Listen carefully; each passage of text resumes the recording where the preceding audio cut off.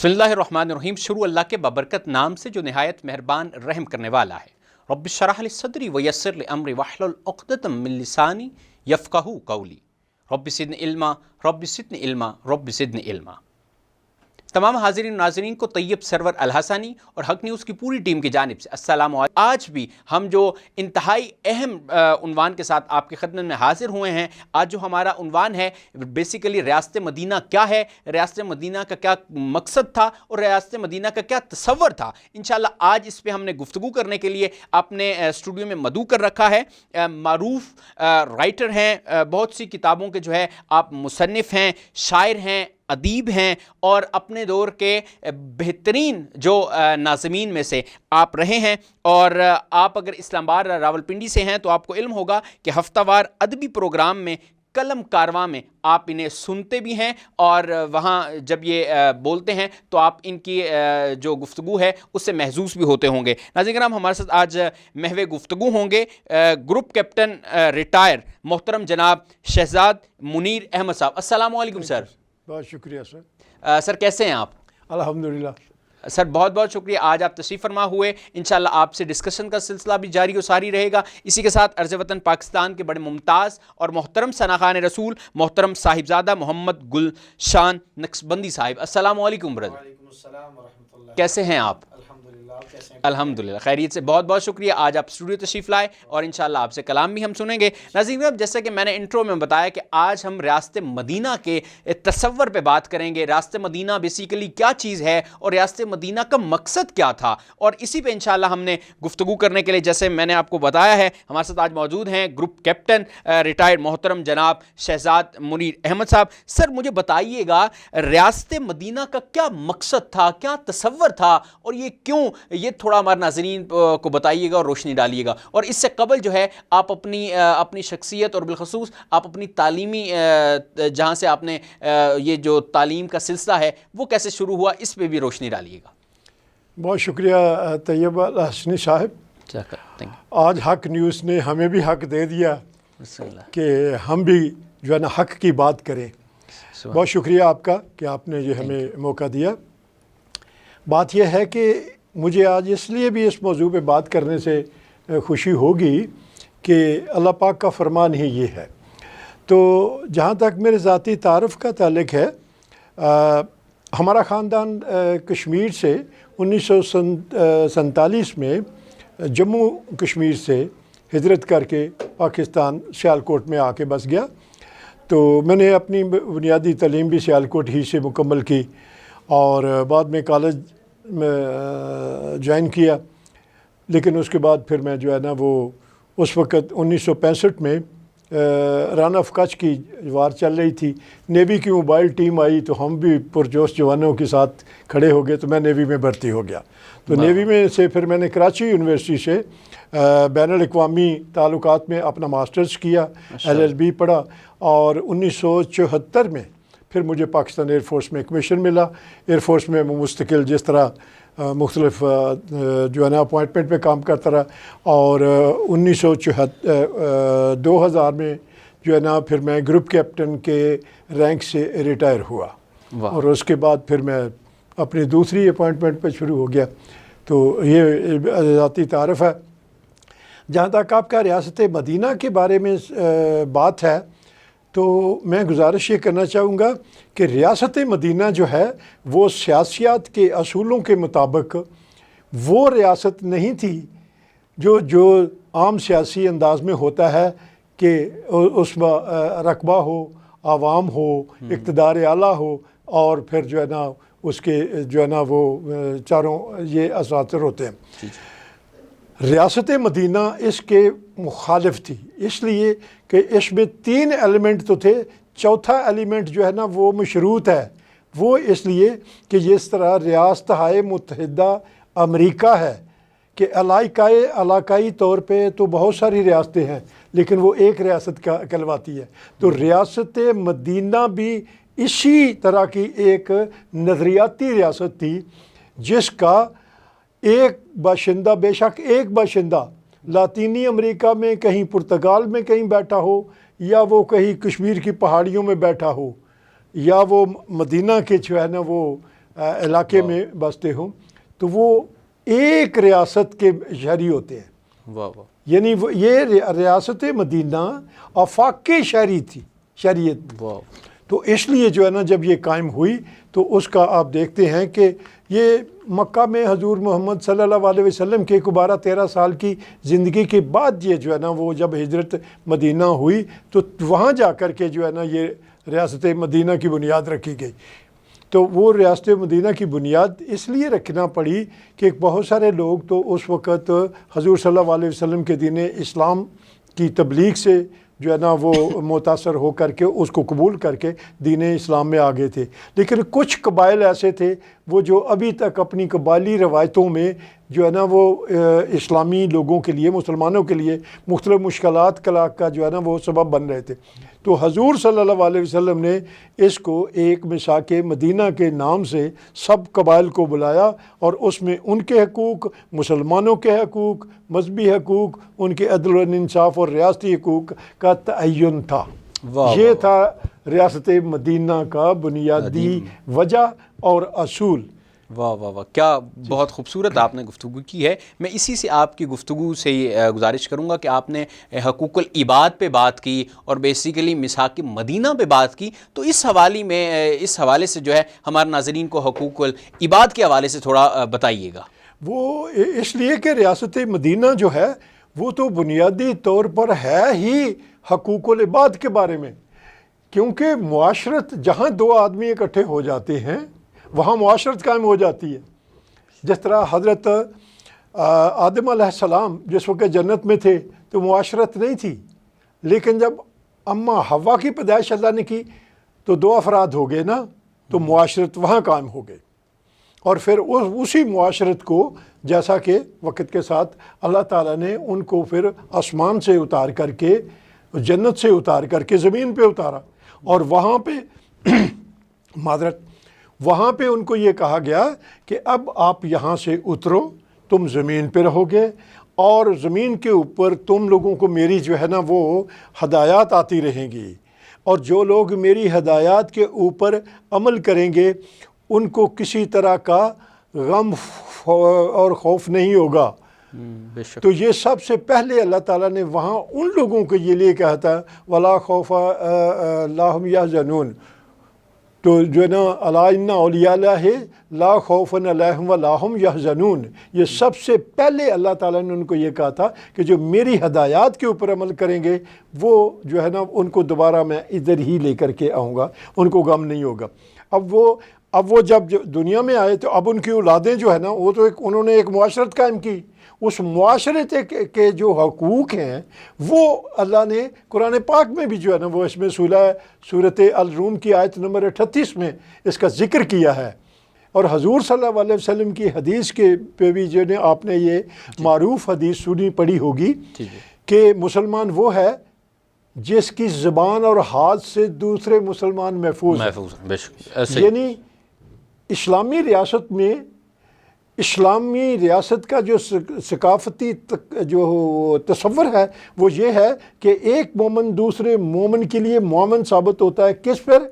توحید اور رسالت کے اوپر ایمان لانے میں، اور اس کے بعد جو ہے نا قرآن پاک کے اوپر جو ہے نا وہ عمل کرنے پہ۔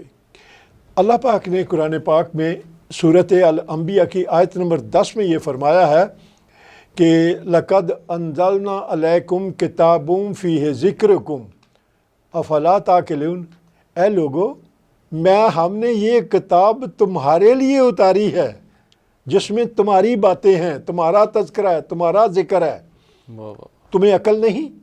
تو یہ مطلب یہ تھا کہ جب یہ میثاق مدینہ ہوگا تو اس میں حقوق العباد، اب وہ لوگ جو ایمان لے آئے ہیں ان کے لیے، اور جو لوگ ایمان نہیں لے کر کے آئے ان کے بھی شرعی حقوق تو تھے نا۔ بالکل معذرت چاہتا ہوں۔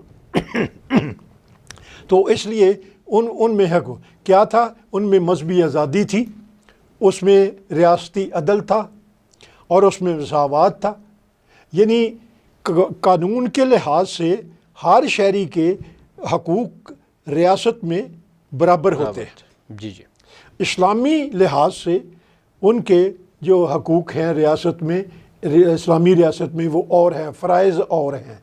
تو اس وجہ سے یہ اس تفریق کو جو ہے نا وہ جس کو کہتے ہیں نا ایک باہمی اخوت اور مروت میں ڈالنے کے لیے میثاق مدینہ حضور صلی اللہ علیہ وسلم نے کیا کہ تمہیں آپ کی مذہب کی آزادی اپنی ہے، ٹھیک ہے، اگر نہیں تو ہمارے ساتھ تو وہ جو ہے نا میں یہ کہا کرتا ہوں ہمارے ساتھ تو یہ ہے کہ حضور صلی اللہ علیہ وسلم کا تو دعوت یہی تھی کہ قل هو اللہ احد، اگر نہیں مانتے ہو لکم دینکم ولی دین، تو یہ تھا جو کہ ہمارا تو یہ ہے آپ کا پیغام، اس کے ساتھ شامل ہوتے ہو تو ہمارے ہو، ریاست مدینہ کے شہری ہو، نہیں شامل ہوتے لکم دینکم ولی دین، اگر تم اپنے دین پر مذہب کے اوپر قائم ہو تو پھر تمہیں مسلمان ریاست میں جزیہ دینا ہوگا، آپ کی ذات، آپ کی حیثیت، آپ کی آبرو، آپ کے دوسری شہری سہولیات کا تحفظ اسلامی ریاست دے گی اور تم اس کو جزیہ دو گے۔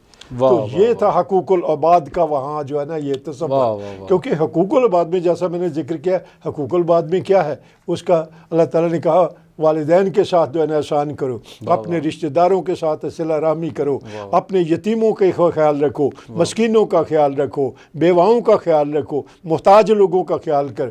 تو یہ تھا وہ ریاست مدینہ کا وہ منشور، اب یہ کہہ سکتے کہ آئین، کہ جو ہے نا ریاست مدینہ کے جو شہری ہیں ان کو یہ حقوق حاصل جو ہے نا ہو گئے۔ تو حقوق العباد میں یہی ہے کہ آپ ہر آدمی کی جو ہے نا وہ عزت نفس، ان کی آبرو، ان کی جان، آبرو، مال و دولت، اس کی حفاظت کرتے ہیں، لوٹ مار نہیں مچا دیتے۔ تو یہ تھا وہ ایک مثبت پہلو، بلکہ اس مزاج کی وجہ سے بہت سارے لوگ، پھر آپ کو پتہ ہی ہے کہ چند لوگوں پہ جو ہے نا جب مدینہ میں جو ہے نا جمع ہونے والے لوگ، اب کیا ہے 2 ہجری میں جو ہے نا جنگ بدر ہوئی، تو جنگ بدر میں کتنے لوگ تھے؟ 313، لیکن اب وہ چونکہ جو اسلامی معاشرت کا جو منشور تھا، اسلامی قوانین تھے، اس لیے جو ہے نا انہوں نے سب کچھ سنبھال لیا۔ آپ نے یہ عموماً ایک شعر سنا ہوگا کہ جدا الدین سیاست سے تو رہ جاتی ہے چنگے سے۔ اب وہ معاشرت جو ہے نا وہ سیاسیات ہے، اور سیاسیات میں دین کا ہونا لازمی ہے، یعنی اخلاقیات جتنی ہوگی وہ دین اسلام کی اخلاقیات ہوگی۔ آپ نے تاریخ میں پڑھا چنگیزی اور تیموری کتنی جری اور دلیر اور کیا کہتے ہیں جنگجو قومیں تھی، لیکن آج کدھر ہیں وہ؟ اس لیے کہ ان میں دین نہیں تھا۔ ہاں بے شک، بالکل، بہت خوبصورت، ماشاء اللہ۔ ناظرین کرام، دیکھا کہ محترم سر نے بہت خوبصورت گفتگو کی ہے، اور مجھے یقین ہے کہ آپ نے اس گفتگو کو سنا بھی ہوگا، اور اس سے جو ہے آپ نے اپنی زندگیوں پر جو ہے بہت سی چیزوں میں تبدیلی بھی لائیں گے آپ اس گفتگو کو سن کے۔ ناظرین کرام، ہم چلتے ہیں، ہمارے ساتھ بہت خوبصورت سنخان رسول موجود ہیں، محترم صاحبزادہ محمد گلشان نقشبندی صاحب۔ جی بسم اللہ، آج آپ ہمیں کیا سنائیں گے؟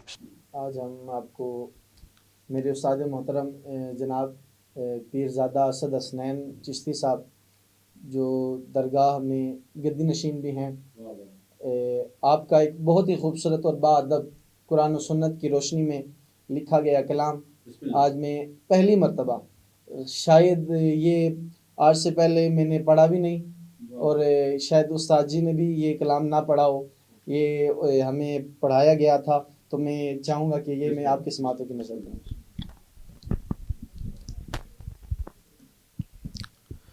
صلی اللہ علیہ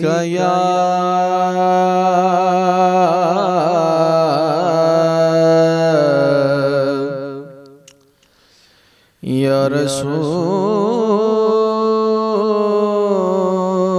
اللہ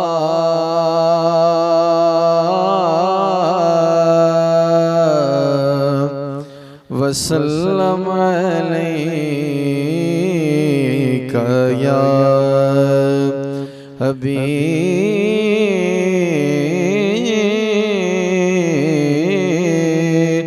اللہ۔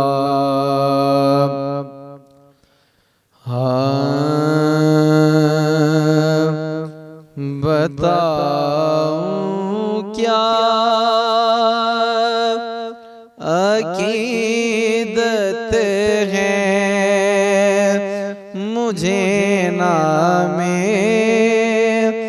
محمد سے، بتاؤں کیا عقیدتیں ہیں، مجھے نام محمد سے میری بگڑی بنی حیران ہے، نام محمد سے پڑھی جو یہ حدیث پاک تو دل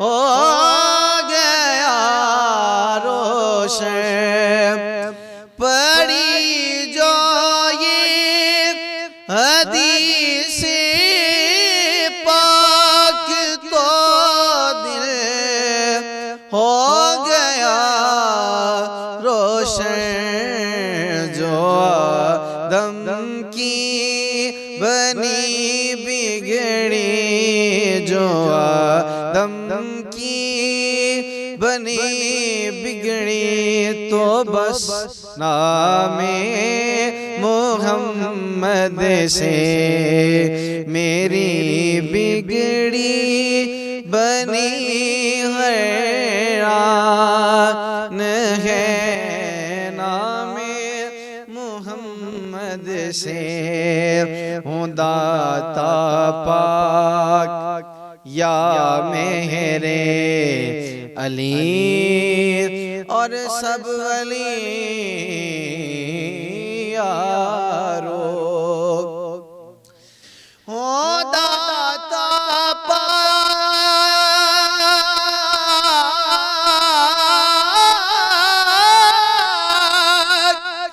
یا میرے علی اور سب ولی یارو، ہر ایک کی خانقاہ میں نور، ہر ایک کی خانقاہ میں نور ہے، نام محمد سے میری بگڑی بنی حیران ہے، نام محمد سے۔ اور مقطع سماعت کریے۔ اسد نے جو لکھا ہے ربی کریم منظور ہو جائے، اسد نے جو لکھا ہے رب کرے منظور ہو جائے، اسے بھی ہے شفاعت کی طلب، نام محمد سے میری بگڑی بنی ہے، میری بگڑی بنی حیران ہے، نام محمد سے۔ سبحان اللہ، جزاک اللہ۔ ناظرین کرام، بہت خوبصورت جو ہے بارگاہ سرور کونین میں گلہائے عقیدت کے پھول نچھاور کرنے کی سعادت حاصل کر رہے تھے۔ میں چاہوں گا بتائیے گا ریاست مدینہ میں سیرت نبی صلی اللہ علیہ وسلم، ان کی شخصیت کی کیا اہمیت ہے، اس پہ تھوڑا سا بتائیے گا۔ اور ہم اکثر دیکھتے ہیں کہ تھوڑے سے احباب جو ہے وہ مدینہ شریف میں تشریف لائے، حضور کریم صلی اللہ علیہ وسلم کی صحبت سے فیضیاب ہوئے، اور پھر وہ دیکھتے دیکھتے پوری دنیا پہ چھا گئے۔ یہ کیسا ہوا؟ یہ تھوڑا ہمارے ناظرین کو بتائیے گا۔ بہت شکریہ، بہت اہم سوال ہے۔ اصل میں طیب صاحب، قرآن پاک میں اللہ پاک نے جو اسلام کے بارے میں ذکر کیا ہے اور وہ مسلمانوں کے بارے میں ذکر کیا ہے، سورۃ آل عمران کی آیت نمبر 110 ہے۔ اس میں اللہ تعالیٰ نے فرمایا، جس کا ترجمہ یہ ہے کہ تم دنیا میں بہترین امت بنا کر بھیجی گئی ہو لوگوں کے لیے، دوسری امتوں کے لیے، یعنی جب آپ کو کہا جاتا ہے کہ بہترین امت بنا کر بھیجا گیا ہے دوسری امتوں پہ، اس لیے کہ تم خود بھی ایمان لاتے ہو، نیکی کرتے ہو، برائی سے جو ہے نا دور رہتے، منع کرتے ہو، اور دوسروں کو بھی اسی چیز کی جو ہے نا ترغیب دیتے ہو، یہی تعلیم دیتے ہو۔ بنیادی طور پہ اس کا ترجمہ مفہوم یہ ہے کہ اس اعتبار سے، اس صورت کی جو اس آیت کے اعتبار سے، ہر مسلمان جس نے لا الہ الا اللہ محمد رسول اللہ پڑھا، جس نے توحید اور رسالت پر اور قرآن پاک پر ایمان جو ہے نا وہ لایا ہے، وہ دین اسلام کا مبلغ ہے۔ ہم نے یہ چند لوگوں کے لیے مختص کر دی ہوئی ہے، اس وجہ سے ہمیں مختلف مسائل پیش آتے ہیں، کیونکہ معاشرے میں جو ہے نا اختلاف رائے تو ہوتا ہے، تو اس وجہ سے ہمارے مسائل جو ہے نا آتے ہیں۔ اگر ہم اپنا بنیادی رول وہ دیکھیں تو وہ جو ہے نا وہ بڑا سادہ سا سیدھا سا کہ توحید اور رسالت کے اوپر بھی ایمان لانا اور قرآن پاک کی تعلیم اس کے مطالعہ کرنا اور اس کو سمجھ کر کے پڑھنا، جس طرح اللہ تعالیٰ نے فرمایا کہ اس کو ہم نے تمہارے لیے اتارا ہے تاکہ تم آہستہ آہستہ سمجھ کر کے اس کو پڑھو۔ اب حضور صلی اللہ علیہ وسلم کا اب سب سے بڑا جو ہے نا وہ ان کے شخصیت کا اہم پہلو ہی یہ ہے کہ انہوں نے اللہ کے احکامات کی تعمیل اس طرح اتنی جو ہے نا وہ محویت سے، اتنی جو ہے نا اطاعت کے ساتھ کی کہ حضور صلی اللہ علیہ وسلم کو اللہ پاک نے مخاطب کر کے کہا کہ یہ قرآن میں نے اس لیے نہیں اتارا کہ تمہارے اوپر یہ پریشانی کا سبب بن جائے، ایک بوجھ بنا لو، تم تھوڑا آرام بھی کر لیا کرو۔ تو یہ تھا وہ ان کا ذاتی کردار حضور صلی اللہ علیہ وسلم کا، جس نے دوسرے لوگوں کو، دین میں داخل ہونے والے لوگوں کو اتنا جو ہے نا وہ جو ہے اتنا راسخ العقیدہ بنا دیا کہ وہ کسی دوسری چیز کو، کسی دوسرے دعوت کو، کسی دین کی تعلیم کو کسی دوسری نظر سے دیکھنا بھی نہیں چاہتے تھے۔ تو اس وجہ سے اللہ تعالیٰ کا یہ فرمان ہمیں ماننا پڑتا ہے، ہمیں اس کو جو ہے نا اس سے اور روشنی ملتی ہے، ہمارے ایمان میں پختگی آتی ہے کہ حضور صلی اللہ علیہ وسلم کے بارے میں اللہ تعالیٰ نے کہا کہ جس نے رسول اللہ کی اطاعت کی اس نے اللہ کی اطاعت کی، اور جس نے جو ہے نا وہ اس کی باتوں سے انکار کیا، اس کو ہم قیامت والے دن بتائیں گے کہ ان کا حشر ہمارے پاس جو ہے محفوظ ہے لوح محفوظ میں۔ تو اس جو ہے نا وہ قیادت کے لیے ہوتا ہی یہ ہے کہ قیادت اپنا ذاتی جو ہے نا وہ جس کام کو بھی وہ کہتے ہیں وہ حکمران کہیں، وہ گھر کا کنبے کا فرد ہو، باپ ہو، قبیلے کا سردار ہو، حکومتوں کا سردار ہو، تو وہ اپنے ذاتی کردار سے وہ جو منشور ہوتا ہے، جو اصول ہوتے ہیں، جو قوانین ہوتے ہیں، وہ سماجی رسمیں جو مسلمہ ہوتی ہیں جنہیں انہوں نے طے کر کے رکھا ہوتا ہے، ان سے انحراف نہیں کرنے دیتا، اسے کہا جاتا ہے عدل و انصاف۔ تو جس ریاست میں عدل و انصاف ہو، یعنی وہ حضور صلی اللہ علیہ وسلم نے اس ریاست مدینہ میں وہ عدل و انصاف جو ہے نا قائم کیا تھا کہ لوگوں کو یہ بتایا تھا کہ چور کے تو ہاتھ کاٹوں گا، چوری بے شک فاطمہ کرے۔ تو یہ تھی وہ جو ہے نا دین اسلام کی جو ہے نا وہ روشنی، یہ تھی وہ قوت، یہ تھی وہ طاقت، شرم و حیا کی، ادب و اداب کی، اور جو ہے نا اتباع رسول کی، جس نے ان لوگوں کو دنیا کے اوپر حکمران بنا دیا۔ اور جب تک ہم اس کے اوپر قائم رہے، یہ ریاستیں جو ہے نا بڑھتی ہی رہی، وہ بڑھتی ہی رہی۔ لیکن جب ہم اس سے انحراف کر گئے تو پھر ہمارے میں اختلاف بھی شروع ہو گئے۔ تو اللہ پاک سے یہ جو ہے نا یہ اللہ پاک کا ہمارے اوپر احسان ہے کہ اس نے ہمیں توحید و رسالت پر ایمان کی دولت سے نوازا ہے، اور قرآن پاک ام الکتاب جو ہمارے لیے ایسی کتاب ہے جس میں ہمارے لیے بصیرت، ہمارے لیے جو ہے نا فراست، ہمارے لیے نگاہ، اور ہمارے لیے عبادت مومنانہ عبادت کی جو لذتیں ہیں وہ رکھی ہیں۔ تو مومنانہ عبادت کی جس کو یہ مل جائے، جو ہے نا وہ لذت آ جائے، تو اس کو پھر دوسری لذت نہیں پسند آتی۔ لیکن ہم یہی جو ہے نا کہتے ہیں کہ جس لوگ، اسی لیے اہل ایمان لوگ اور راسخ العقیدہ لوگ اور جس دین سے محبت کرنے والے، عشق حقیقی دل میں رکھنے والے، یہ کہتے ہیں کہ میرے اللہ ہمارے رہن سہن میں، ہمارے مومنانہ میل ملاپ میں، ہمارے جو ہے نا وہ اطیع اللہ اور اطیع الرسول کے جو ہے نا اتباع میں وہ تقوی شامل کر دے جو ہمیں اس عبادت کے اوپر اور ذکر اللہ کے سے ہمیں غافل نہ ہونے دے۔ تو یہ دعائیں ہوتی ہیں ان کی۔ تو جب یہ دعائیں تھیں تو پھر انہوں نے ہر سائٹ پہ جو ہے نا کامیابی ہونا تھا، تو کامیابی تو اللہ نے اس کو دینی تھی، کیونکہ اللہ نے اسے کہا کہ تم ہی غالب رہو گے اگر تم سچے ہو۔ تو چونکہ وہ لوگ سچے تھے اس لیے اللہ نے ان کو غلبہ عطا فرمایا بہت سارے لوگوں کے اوپر، تھوڑے سارے مسلمانوں کو غلبہ ہی جو ہے نا۔ تو یہ ان کی ذاتی قیادت کا جو ہے نا اثر و رسوخ تھا کہ جو ہے نا مسلمانوں نے اس طرح جو ہے نا وہ دنیا میں اپنے کیا بڑی بڑی ریاستیں تھیں، کیسر و کسرا جو ہے نا ان کو بھی شکست دی۔ تو یہ وہ ان کی بات ہے، ذات کی بات ہے۔ آپ جب کہتے ہیں کہ جب روم فتح ہوا تو تاریخ ہمیں بتاتی ہے کہ جب جو ہے نا شاہ روم جو تھا، جب اس کو پتہ چلا کہ محمد مصطفیٰ صلی اللہ علیہ وسلم خود غزوے میں آئے ہیں تو اس کا سامنا کرنے کی اس کو طاقت نہ ہوئی اور اس نے کہا ہم تسلیم کرتے ہیں تو یہ وہ ذاتی کردار تھا حضور محمد مصطفیٰ صلی اللہ علیہ وسلم کا۔ ہمیں دعا کرنی چاہیے کہ ہمیں اللہ پاک ان کی سیرت کی اتباع اور ان کی شریعت کے اوپر پاسداری کا توفیق اللہ تعالیٰ۔ واہ واہ، کیا ناظرین کرام بہت خوبصورت جو ہے وہ گفتگو فرما رہے تھے محترم شہزاد منیر احمد صاحب۔ میں اسی کے ساتھ بڑھتا چلوں، محترم صاحبزادہ محمد گلشان نقشبندی صاحب، بسم اللہ۔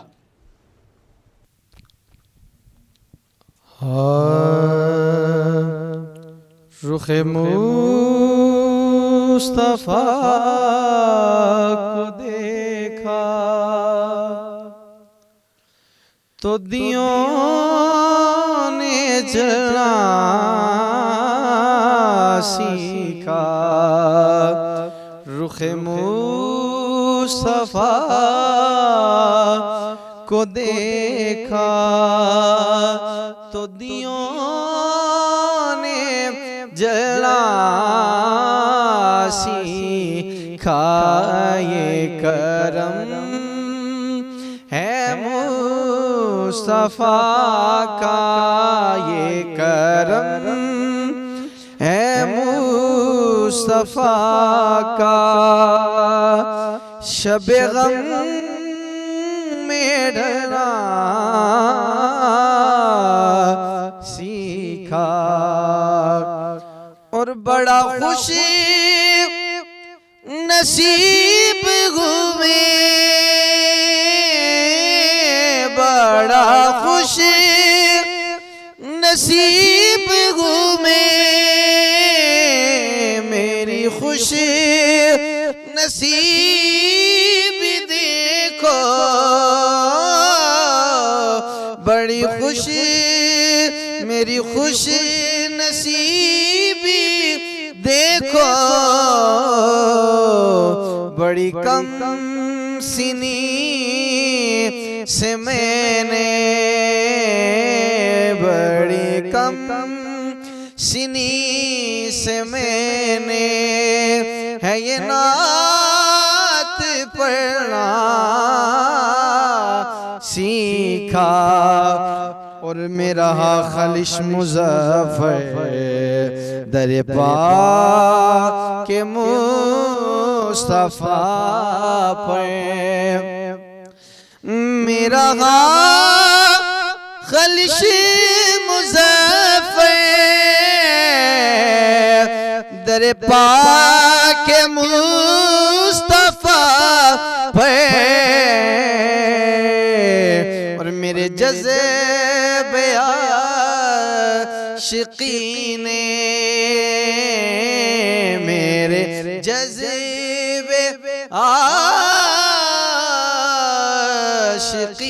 نے کہاں گئی بدلنا سیکھا، یہ کرم ہے مصطفیٰ کا، شب غم میں ڈھلنا سیکھا۔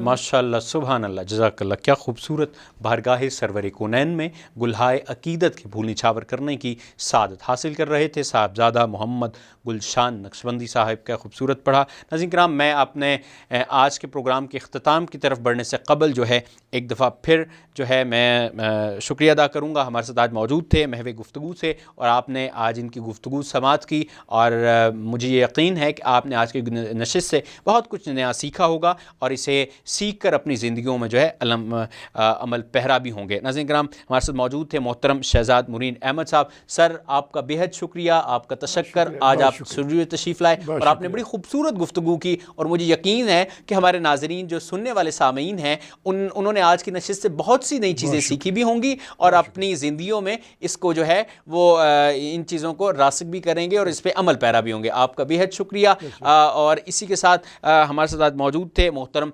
साहबजादा मोहम्मद गुलशान नक्शबंदी साहिब। आपका भी बेहद शुक्रिया, आप आज तशरीफ़ लाए और आपने बहुत खूबसूरत समा बांधा। आपका भी बेहद शुक्रिया। नाज़रीन किराम, इसी के साथ अपने मेज़बान तैयब सरवर अलहसानी को इजाज़त दीजिए। देखते रहिए हक न्यूज़।